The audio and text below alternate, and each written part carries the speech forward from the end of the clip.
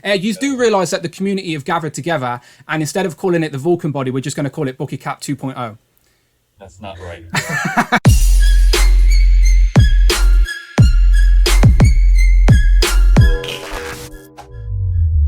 Pow, and welcome back to the channel, Dan Who Reviews. As always, my name is Dan W. Make sure you are following me on Instagram at It's Dan Who. And today, yet again, I have the absolute privilege of talking to these three gentlemen. It is, of course, Ryan Ting and Dan Yoon from Marvel Marketing and Dwight Stall from Design. Gentlemen, I appreciate you joining me virtually across the pond. The kettle is on.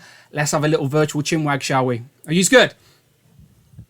Let's go. Do it. Beautiful. Okay, let me jump straight in. So PulseCon has been and gone. Congratulations yet again. Some nice stuff. The biggest take out of PulseCon for me personally was we're moving into 2022, which is the 20th year of Marvel Legends, which is absolutely insane. Congratulations to everyone involved, past, present, and future. So you revealed two things. One that was previously shown was Captain America. Second was Iron Man. And then on the back of the box, everyone thought we were sort of leaning in this direction, sort of recreating that original Wave 1 with Toad and Thor. Now, my questions are they sporadically going to be released, or is it literally being released as a wave? And are they going to be the only things in 2022 to celebrate that anniversary, or could we expect a few other little surprises throughout the year? Yeah, so I think you meant Toad and Hulk, which we did. Oh, we did Hulk, confirm. sorry, my bad. Yeah, Yep. Thank you. But yeah, so we're focusing on just those four because they were the first official wave of the Marvel Legends series. So yeah, they will be staggered. The pre-orders up for Captain America and Iron Man, they think they have different deliver dates. So the four will be released throughout 2022. Okay, yeah. They will not be all at the same time.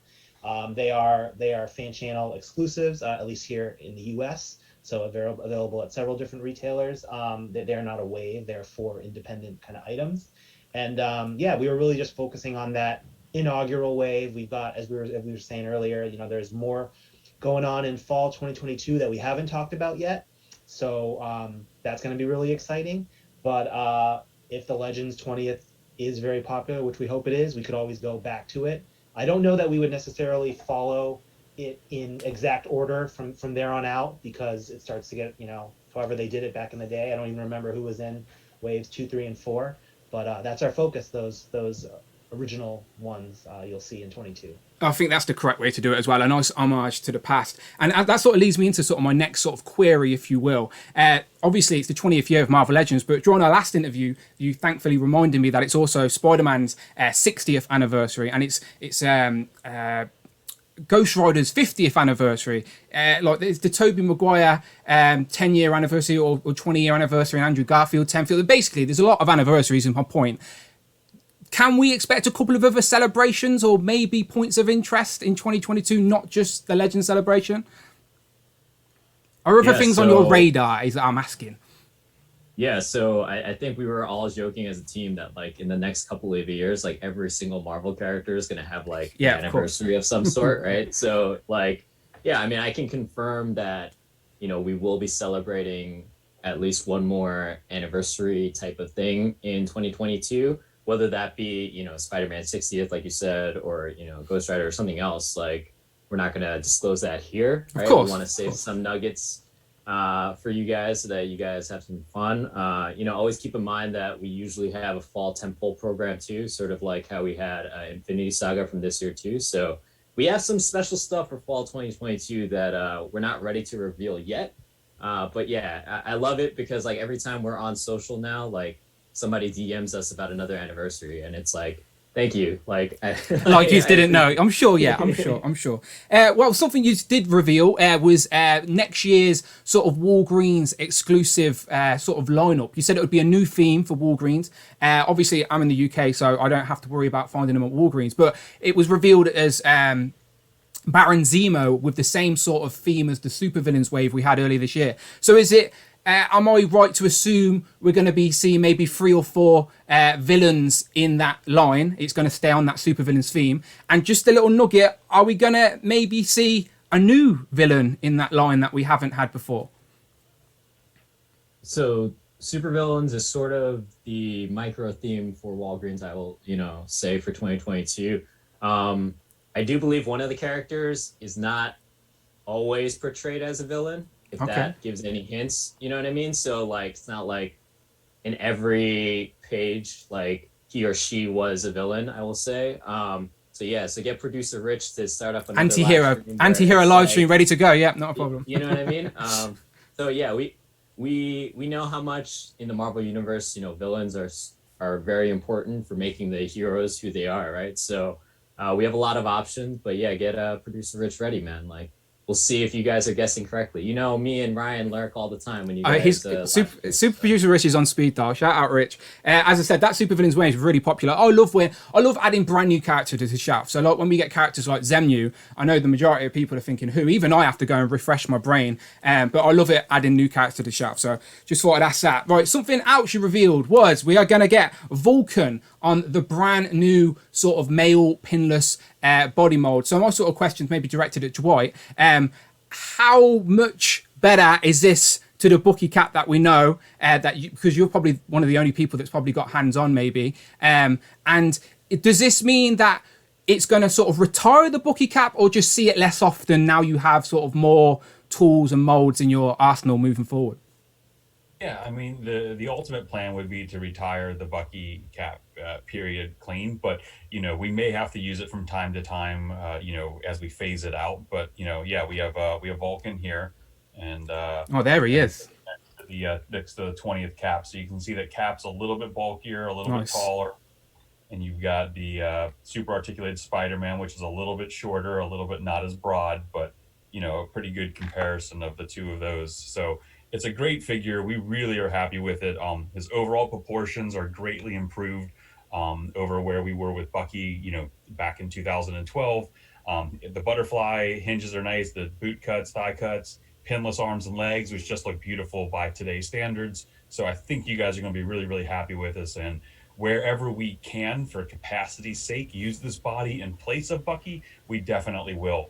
And I think we actually have a few other all new base bodies in the works that might help us get there a little bit, quicker too. Nice. From that, the digital art render that you showed, has he got butterflies in the front and back? Do they continue all the way to the back? Yes. Yes. Yeah, he's got a butterfly, so his arms can go back as well as forward. Nice. Yeah, I could see in the render it sort of had that hinge on it. Very nice. You do realise that the community have gathered together, and instead of calling it the Vulcan body, we're just going to call it Bucky Cap 2.0. That's not right. I'm joking. That was in Parallel Universe's idea, by the way, so I'll set him up for it. So keeping in the theme of sort of new mold, like you said, you're moving into a direction where you like to create a new library of this new technology. I was sort of going to ask, like, I've got a lot of figures on the shelf already. And as I've already pointed out, I love adding new character to the shelf. I shouldn't be worried that we're going to get, like, every single character re-released, like, on the new molds. I'm going to be starting a collection over again. Do you know, it's going to be a continuation of new characters, refreshing older ones, etc. Like a nice, healthy balance of the two. Yeah, that's exactly right, Dan. We will definitely, when we have the ability to revisit a character from the past, we'll be using the updates that we have to make a better, superior version.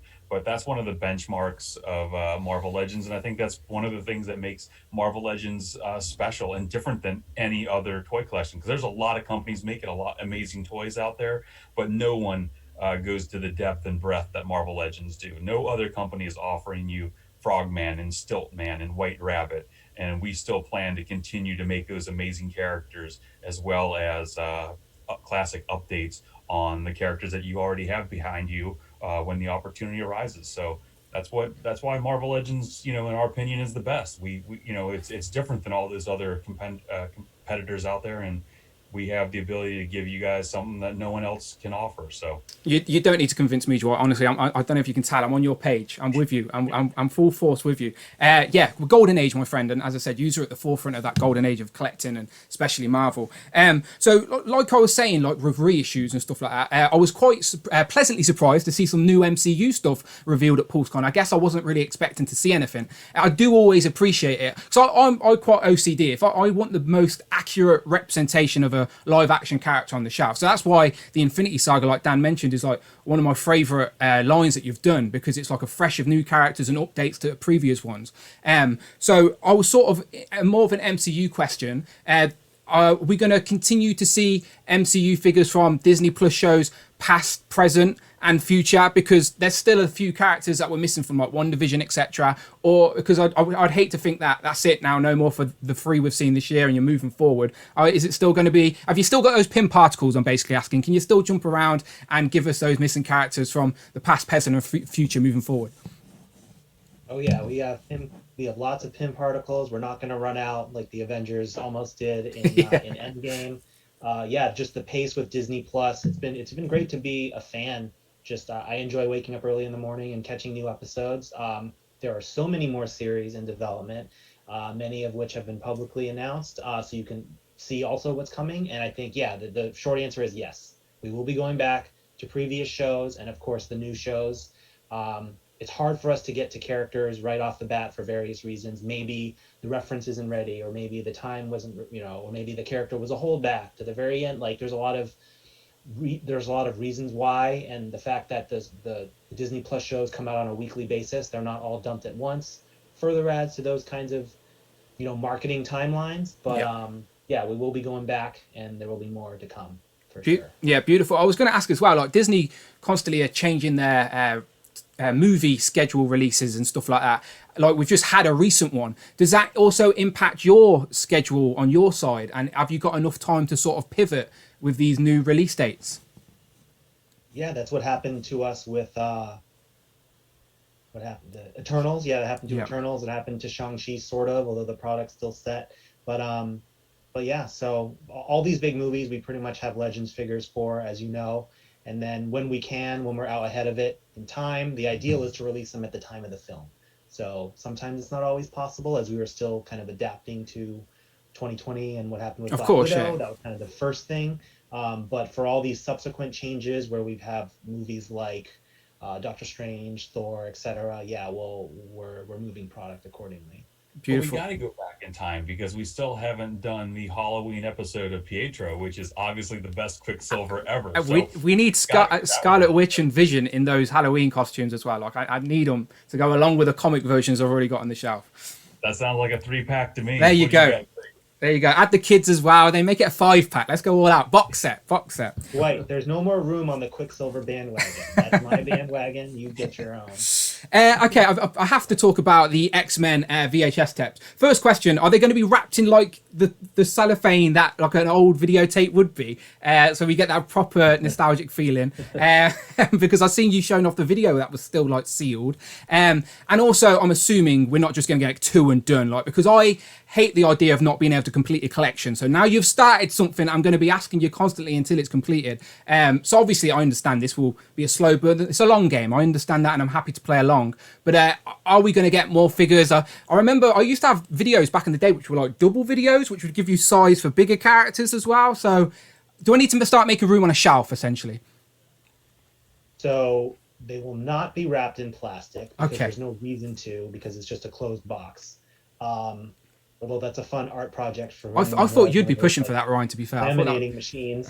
Oh, there he is. There will be more coming. Yes, we've got some questions about that. I would love to ultimately do the whole team.